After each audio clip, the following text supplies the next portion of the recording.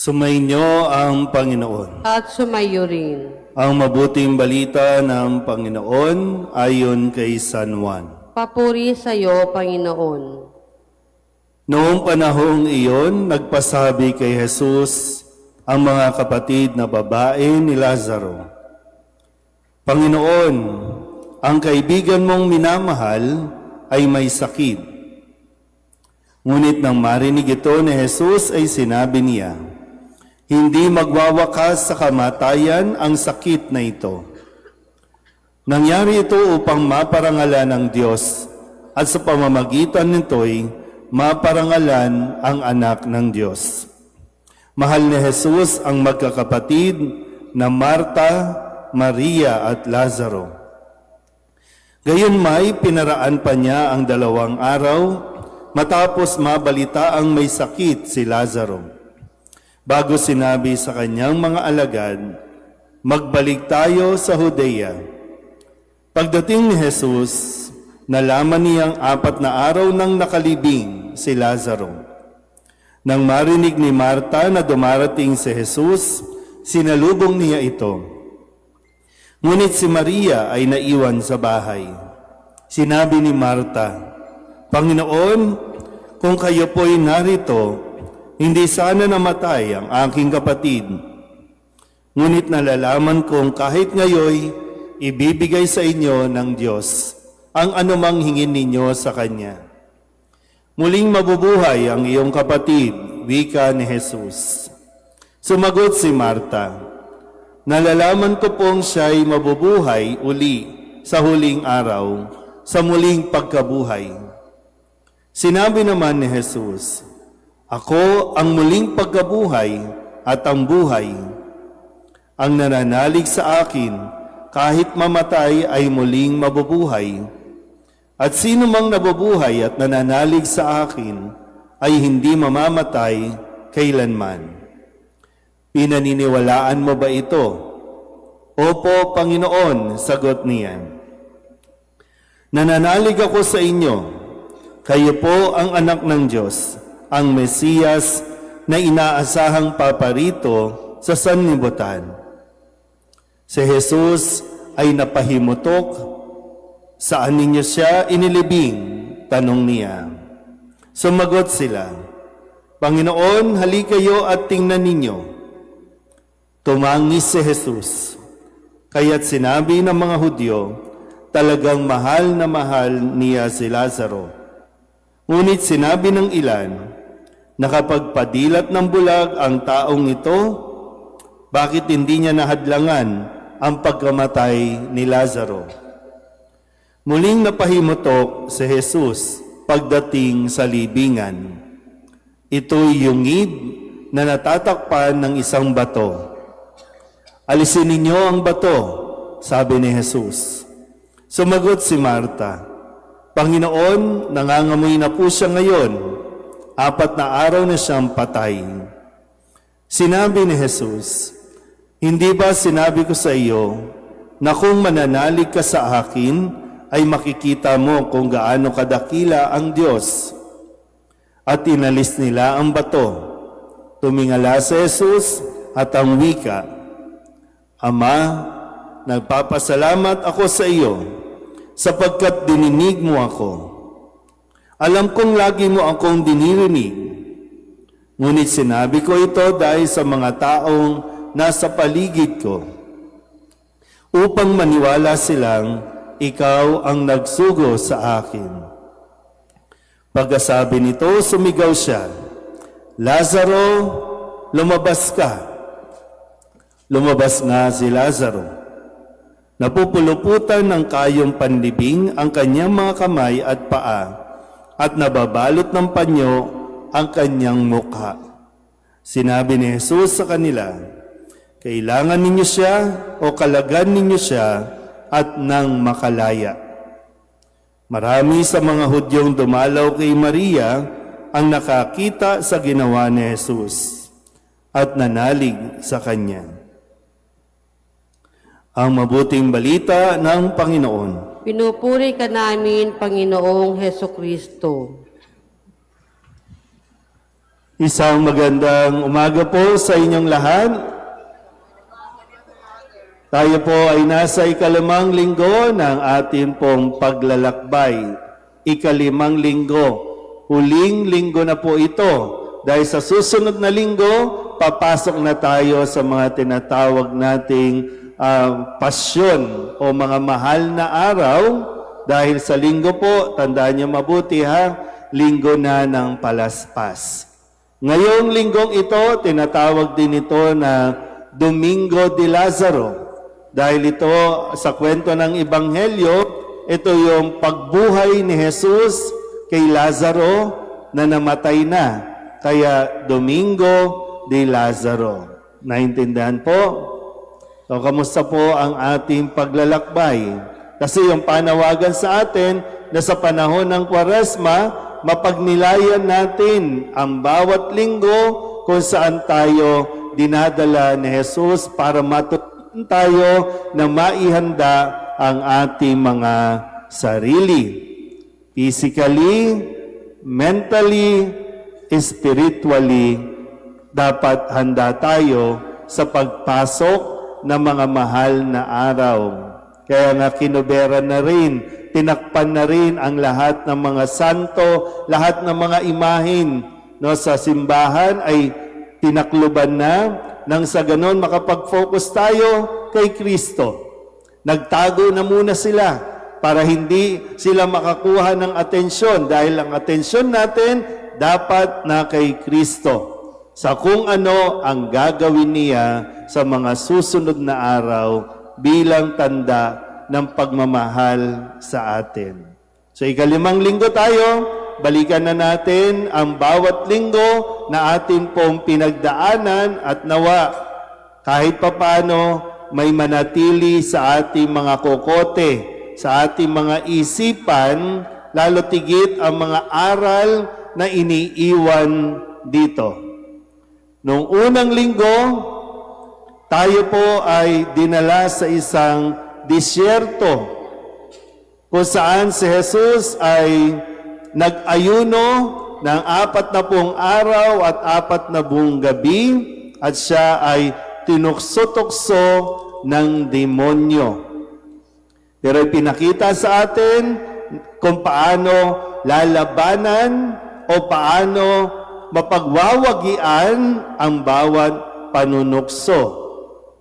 Kasi kung maalala nyo po, sinasabi lagi ng demonyo, kung ako ang iyong sasambahin, ibibigay ko sa iyo ang kasikatan, ang kayamanan, ibibigay ko sa iyo lahat yan, at sasambahin mo lang ako.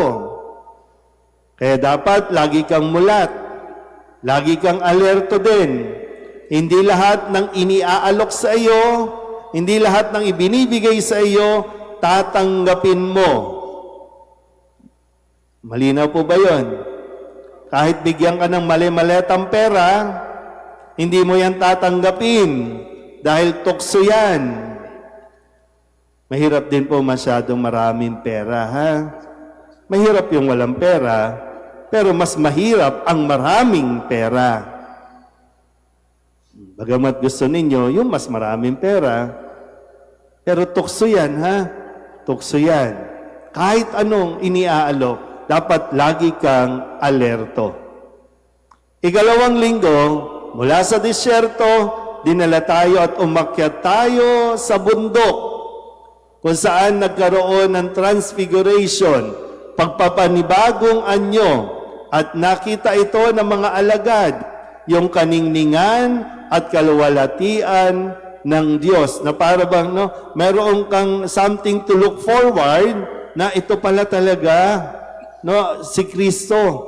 Bagamat sa itsura na makikita natin sa mga susunod na araw, sugatan, bugbog sarado, pero yung kaningningan, pagkatapos niyan, ganun na lang. At napakaswerte ng mga alagad para makita, masaksihan ng tagpong iyon. At ang sabi sa atin, di ba, kung ang pagbabago nasa kung paano tayo nakikinig at sumusunod sa mga salita ni Kristo. Walang sino man makakapagpabago sa isang tao, malibang makinig siya sa salita ng Diyos. Ikatlong linggo, mula sa bundok, bumaba tayo ulit at doon naghihintay si Jesus sa isang balon kung saan yung isang babaeng Samaritana ay iigib, kukuha ng tubig. Pabalik-balik siya para sumalok ng tubig. At mahalaga ang tubig kasi ito yung mapawi sa ating mga pagkauhaw.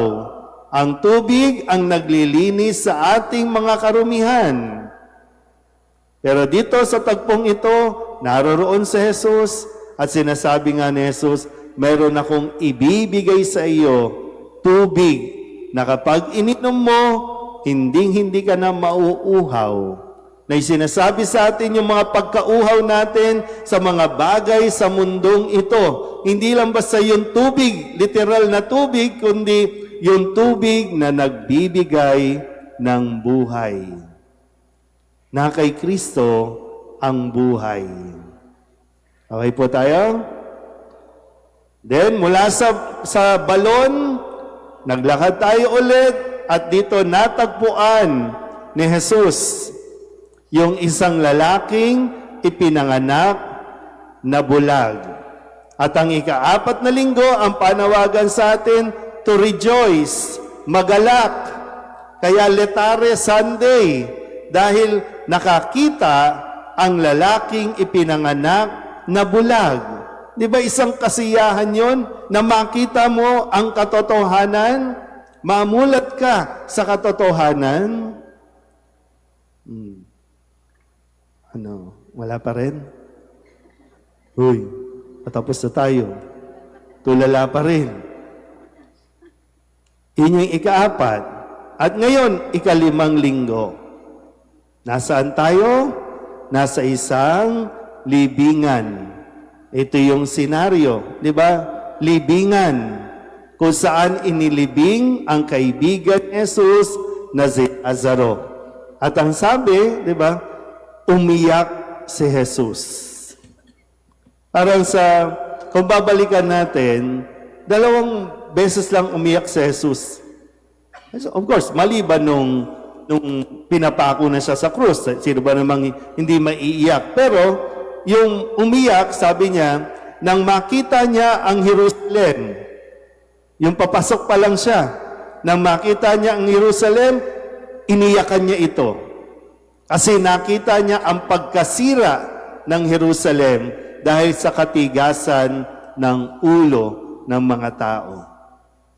At ngayon, yung pangalawa, yung maririnig natin, namatay si Lazaro, inilagay sa isang libingan, sa isang kuweba, at iniyakan niya. Naintindihan po ba? Pero, yun nga po, no? Sabi doon, para mas maipakita ang kapangyarihan ng Diyos. Maganda yung salita ni Kristo, no? Sabi niya, Lazaro, lumabas ka. Ano bang mayroon sa libingan? Nasubukan niya na bang maglibing-libingan? Madalas kasi bahay-bahayan, try nyo rin kayang magpatay-patayan. Tapos yung ililibing ka talaga. No, try mo rin yung humiga ka sa kabaong. Yun talagang takpan yung kabaong. Practicein nyo rin. Para at least ma-feel mo, di ba? Kasi hanggat hindi mo nararanasan o para bang kahit saglit na pwede ka nang mamatay, hindi mo i-appreciate ang buhay na mayroon ka ngayon. Pero kapag once na nandun ka na, doon mo ay, sayang ang buhay pala. Kasi itong kwentong ito ay kwento rin natin na pinapaalalahanan tayo, hindi natutuwa ang Diyos sa mga bagay na ginagawa natin na tayo mismo ang naglilibing sa ating mga sarili mula sa mga pangit na karanasan. Nang paanyaya sa atin sa ika-5 linggong, lumabas ka na dyan, umalis ka na dyan. Tinatawag ka na ng Diyos na lumabas ka dyan kasi Madilim dyan, mag-isa ka dyan. Huwag mong hayaang mabulok ka dyan. Pwedeng nilibing mo ang sarili mo sa relasyon, inililibing mo ang iyong sarili sa bisyo, inililibing mo ang iyong sarili sa iyong damdamin, na po pwedeng yung mga taong nasa depression, sa anxiety, huwag mong hayaang ilibing ang iyong sarili sa mga ganyang damdamin. Lumabas ka dyan. Pero, ewan ko kung ano ba, ayaw nyo sa libingan, pero, di ba? Baka nasa libingan ka talaga at ayaw mo talagang umalis. Para bang naging comfort zone mo na rin yung mag-isa. Yung sa isang madilim, ayaw mo makihalubilo, ayaw mo makisocialize. Kasi emote ka na lang ng emote, drama na lang ng drama. Pero malungkot ang buhay. Kaya nga dating si Jesus, tinatawag tayo, lumabas tayo dyan. Pinakinggan niya ni Lazaro, lumabas. Kaya ito rin nawa, no?